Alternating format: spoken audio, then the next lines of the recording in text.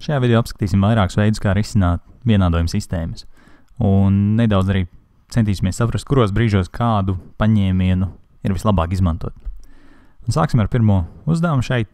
Un tajā mums ir vairāk varianti, ko darīt. Pirmā lieta, kas man nāk prātā, ir ievietošanas paņēmiens, kaut vai tāpēc vien, ka mums šeit ir viens pats y, ko ir ļoti viegli izteikt.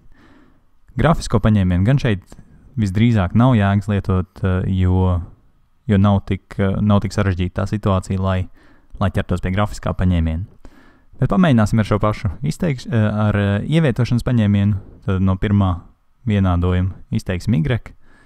Y ir vienāds ar 2x plus 8, un attiecīgi otrajā vienādojumā redzam, ka y parādās šeit, un otro vienādojumu varam pārrakstīt jau ievietojot y vietā šo te.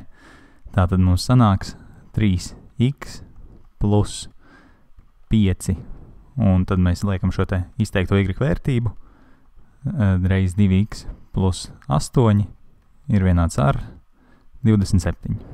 Un, lai ar šo tiktu galā, tas, ko atliek izdarīt, ir atvērt iekavas un atrast x vērtību. Tad mums sanāks 3x plus 10x plus 40 ir vienāds ar 27, un no šejienes mēs varam izteikt, mums ir 13x, un tas ir vienāds ar 40 pārnesot otrā pusē, mums būs 27 mīnus 40, jeb mīnus 13.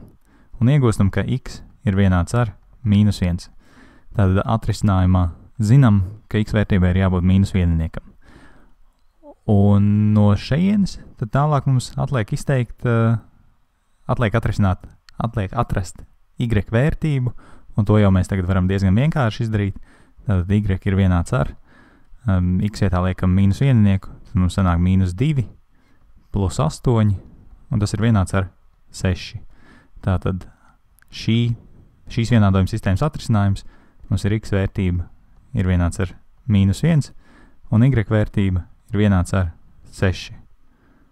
Šo pašu mēs varētu iegūt arī izmantojot saskaitīšanas paņēmienu, bet pirms ķeramies pie saskaitīšanas paņēmienu, parasti ir labāk pārrakstīt tos vienādojumus tā, lai x koeficienti ir virs x koeficientiem un y koeficienti ir virs y koeficientiem. Tad mums sanāk mīnus 2x no pirmā vienādojuma plus y ir vienāds ar 8, un no otrā vienādojuma mums sanāk 3x plus 5y plus 5y ir vienāds ar 27.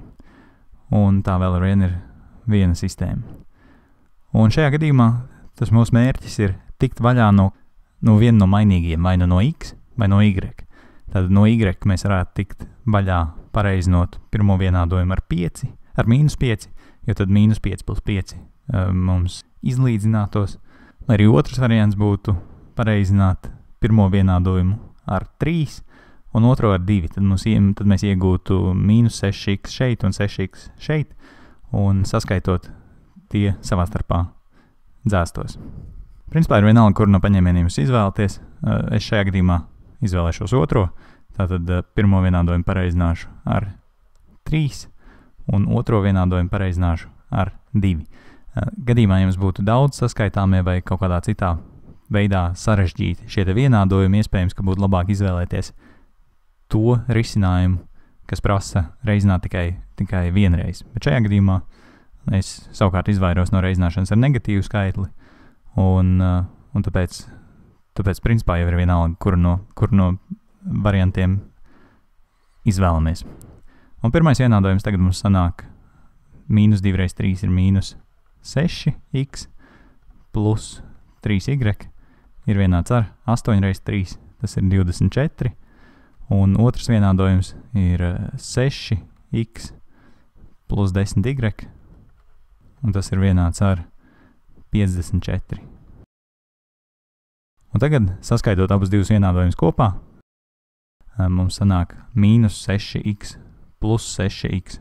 Mēs varam novilkt svītru apakšā, lai redzētu, līdzīgi kā saskaitīšanā, tā mums ir 0, tas mums pazudīs, plus 13y ir vienāds ar, šo saskaitot kopā mums sanāk 78, un no šejienes mēs varam izteikt y, un tas ir vienāds ar 6.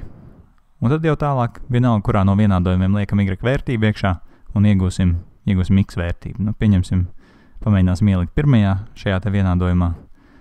Mīnus 2x tāda nemainās, mīnus 2x plus 6, tātad liekam iekšā šo te y vērtību, ir vienāds ar 8, un mīnus 2x ir vienāds ar 2, un iegūstam, ka x ir vienāds ar mīnus 1.